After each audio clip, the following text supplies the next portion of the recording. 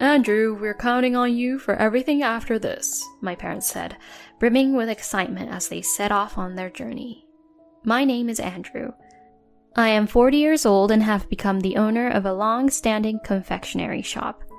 My family's shop was established in the 1950s, and it's a somewhat famous store in the local area.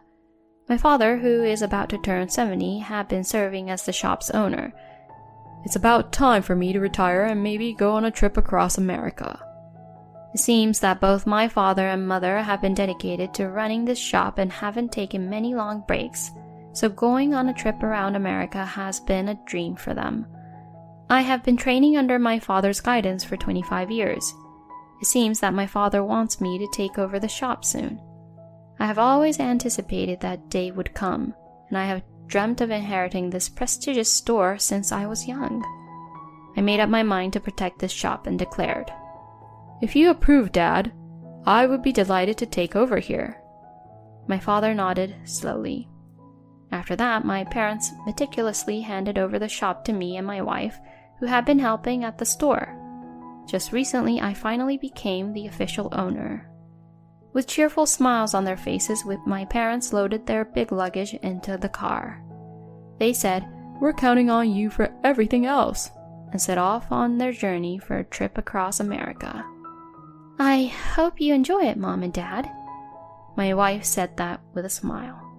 My wife has been helping me with the store while taking care of our son, but now that our son is in junior high school and has become a bit more independent, my wife can spend more time at the store.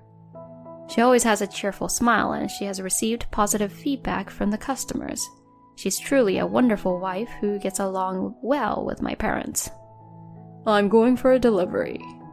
Ever since I took over the shop from my father, I have been making deliveries to the usual supermarket.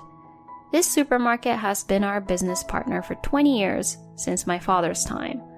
It's a small, independently owned supermarket that deals with locally sourced vegetables from farmers in the area. It has gained a reputation among customers for offering affordable and fresh produce. They also handle other local specialty products. Since our shop doesn't have a large production capacity, we hadn't been making deliveries to places like this. However, the supermarket manager insisted on sourcing from us and expressed their desire to have our products. That's how the business partnership started. "Andrew, your parents are on a trip, right? Are they doing well?" When I went for the delivery, the store manager approached me. "Thanks to them, I receive cheerful emails from them every day." I replied with a smile, and the store manager nodded approvingly. "That sounds nice. I'm starting to think maybe I should retire and go on a trip too." The store manager is around the same age as my parents, so it makes sense for him to consider handing over the store. But I wonder who will take over. I remember that the store manager's son has a completely different job. It would be impolite to delve into that topic, so I remained silent. After receiving the delivery slip, the store manager asked, "We've been renewing our trade contract every 6 months. Would it be okay to continue with the same arrangement in the future?" "Yes, I have taken over from my father, so please continue to rely on me. Thank you."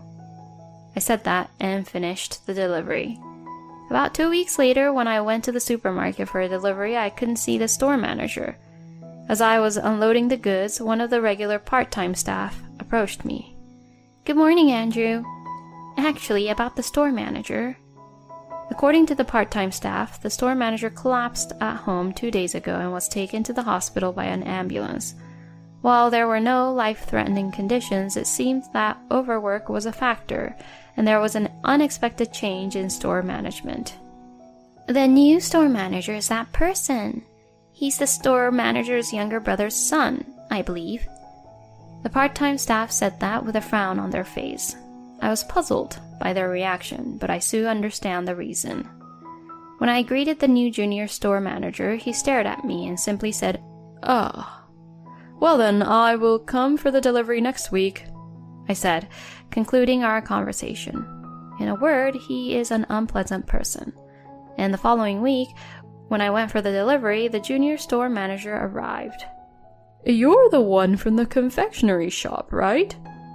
I was annoyed at being called you out of the blue, but I managed to keep my composure. The junior store manager closely examined the confections I delivered.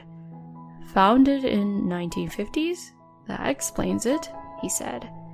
He laughed as he noticed the printed information on the packaging of the confections.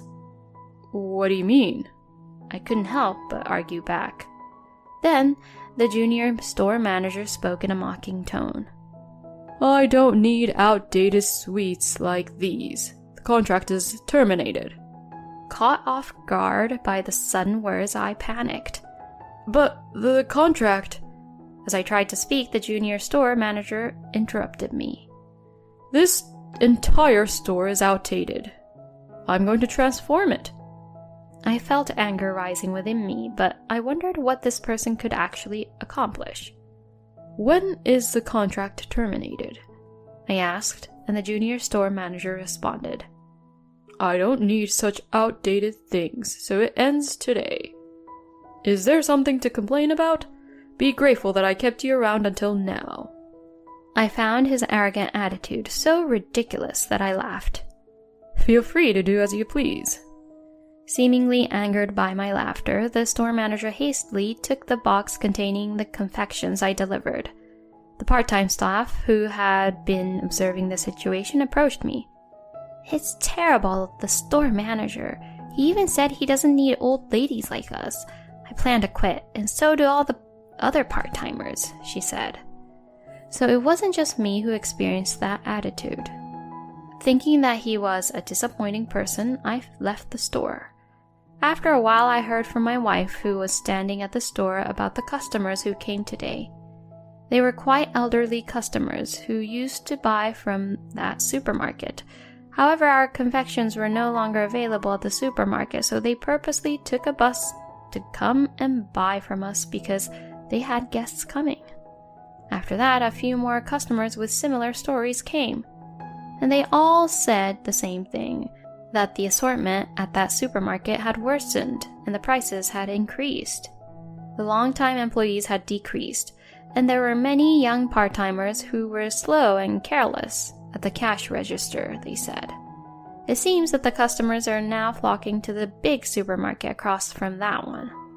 Since we used to make a considerable number of deliveries to that supermarket, if they no longer need us, it leaves us with free time.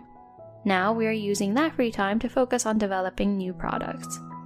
We have completed something we have been considering for a while, and the sales at the store have been quite good. Then one day my wife called me while she was at the store. Before me stood a man of about the same age as me, wearing a suit, and he introduced himself as Mr. Anderson. It turns out he is the store manager, and not just any store, but the big supermarket across from that one.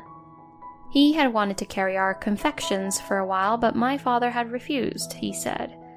The reason was that the confections Mr. Anderson carried at that supermarket were made by an acquaintance of the store manager, and they were handmade, so they couldn't produce enough for deliveries.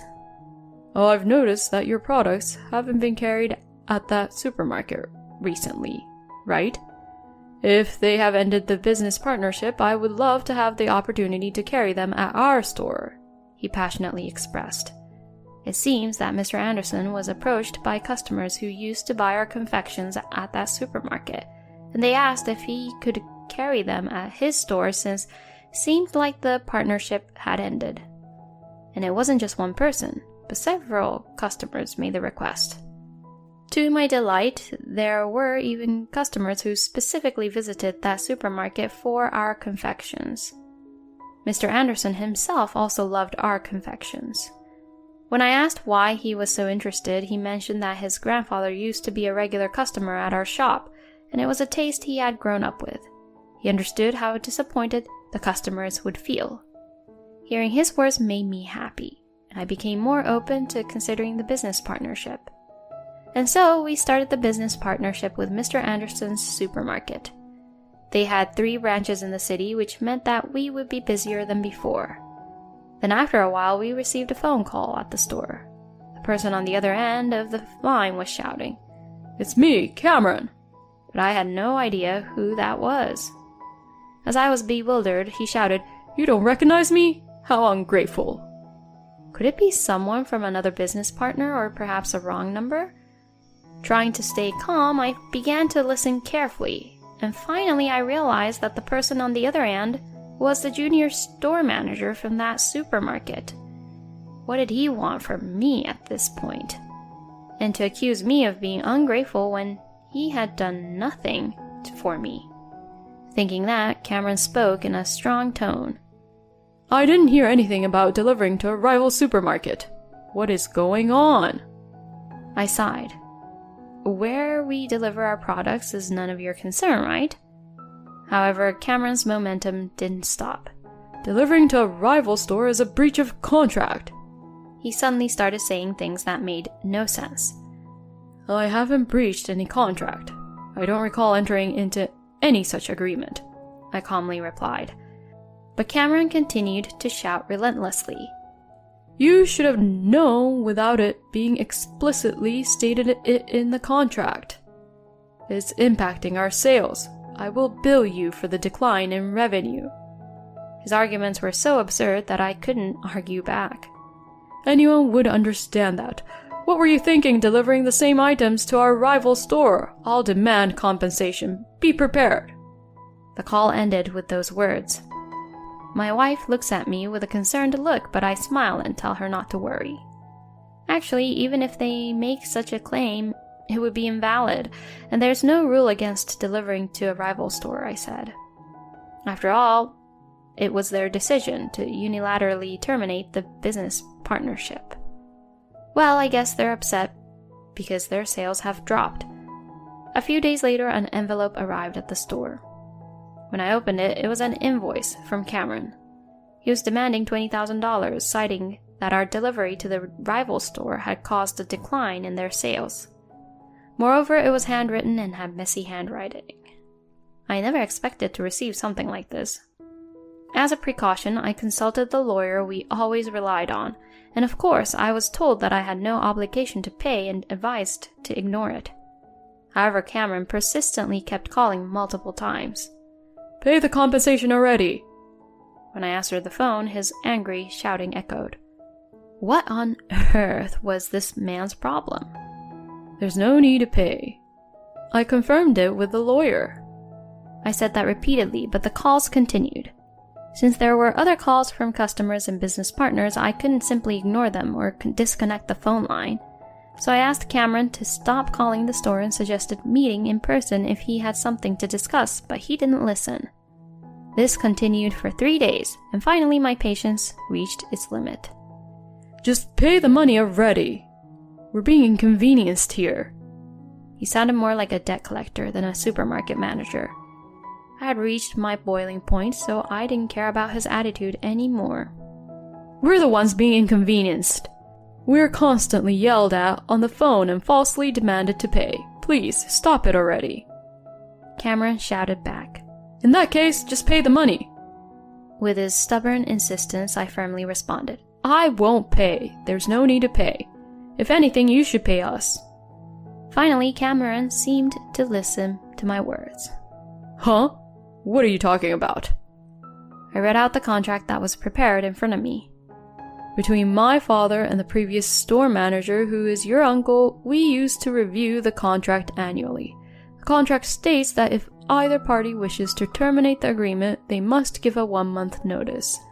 It also mentions that there may be a penalty for unilateral termination.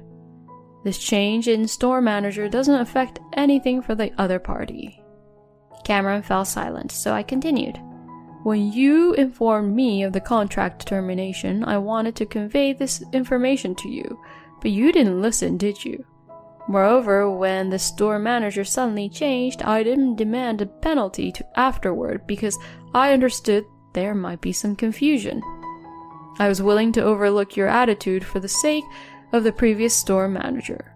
However, you sent me an incomprehensible invoice and repeatedly called. Well, if that's the case, there's no problem if we also demand the penalty as stated in the contract, right? As I said that, Cameron, who had been silent, began to panic. Wait a minute. Of course, I wasn't going to be lenient. I will come over to your place right now. I hung up the phone without listening to Cameron's rebuttal. I immediately headed to Cameron's supermarket. It had been a while since I last came here, as the deliveries to Mr. Anderson's supermarkets were now handled by a supplier. Mr. Anderson's supermarket was bustling with activity, but Cameron's supermarket lacked popularity. I asked the only employee I saw to call Cameron for me. Then I confronted Cameron and slammed the invoice on the table. This is the contract. It should be mentioned here, but just to be sure, I brought a copy. Can you read it carefully? It's written right here, isn't it? I couldn't sense the same confidence from Cameron as before. Perhaps this person couldn't maintain a strong front in face-to-face interactions. That's why he never came to our store or called me, and instead relied solely on phone conversation. I can't afford to pay this. Cameron weakly voiced his rebuttal. I continued with my statement. Also, because of the repeated phone calls to our store obstructing our business and making unjust monetary demands, I will sue you for extortion, so be prepared. Cameron turned pale and spoke with a trembling voice. You have no evidence to support that. I smirked. Of course, the phone conversations have been recorded. I didn't intend for it to come to this, but since you wouldn't stop despite multiple warnings, I had no choice. It's affecting our store's operations and sales. The customers' orders are being disrupted because of your phone calls, which directly impacts our revenue. Oh, by the way, should I also include a claim for that?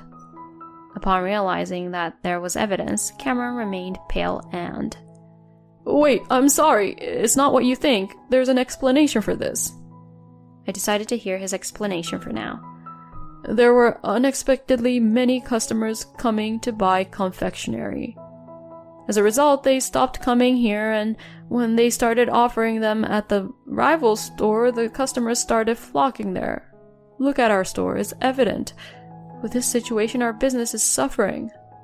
I glanced at the supermarket's books and commented. There are no customers here.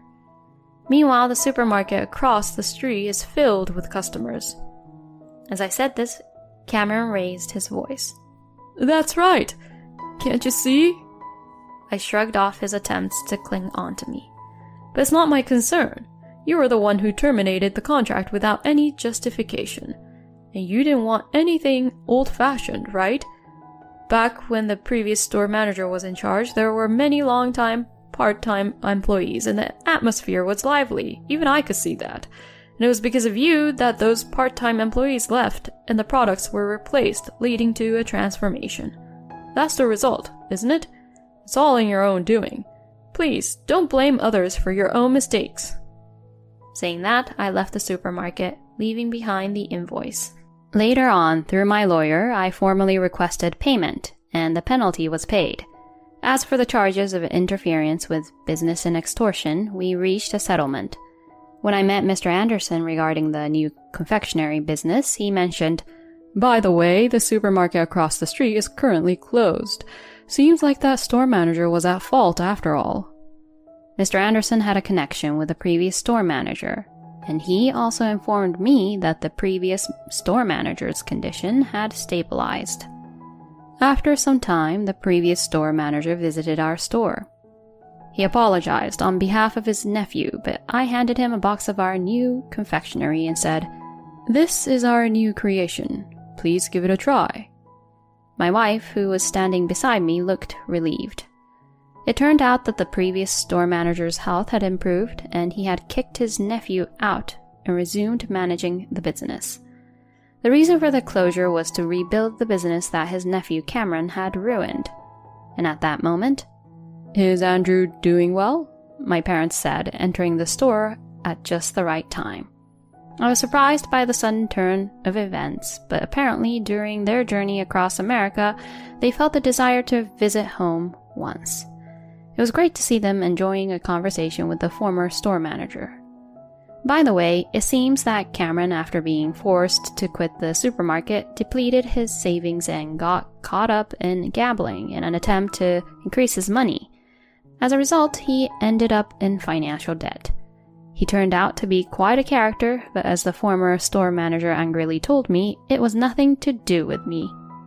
While maintaining tradition, I continued to sell new and innovative confections. Recently, my son has started showing interest in the store, and I hope he will take over in the future. I'm looking forward to that.